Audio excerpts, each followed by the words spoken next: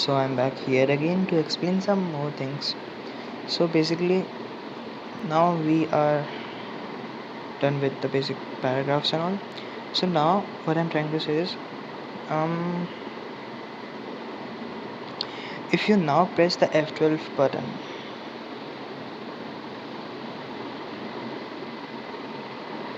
F12 you press, you get to the DevTools of Chrome. Now the first one now I remember is the element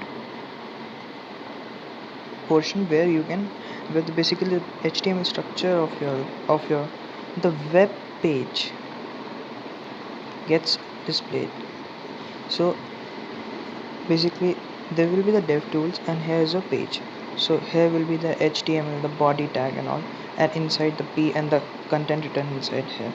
So suppose you hover around this, text highlighting will be on that particular portion inside this particular tag or something like that. So if you go to the body tag, that portion will get highlighted.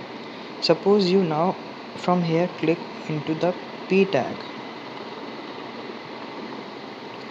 In the sub smaller portion of this dev tool there will be something known as a small box might appear there. It will tell the detail about the CSS, the default CSS of the browser that you are not implementing.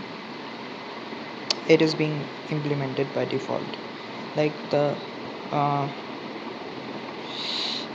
the default style, the user agent one and all. And then it will be telling about the after and before. Basically 1 em, like this paragraph by default have before and after 1 em of margin or some distance kind of. And then there will be some 0 pixels to the left and the right with some technical names that I don't even remember. I don't think that is much important as of now since it is a part of CSS. So that's why.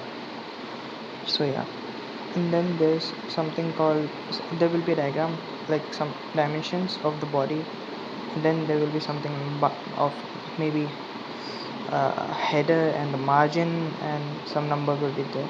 So this is all related to the CSS stuff of this paragraph maybe.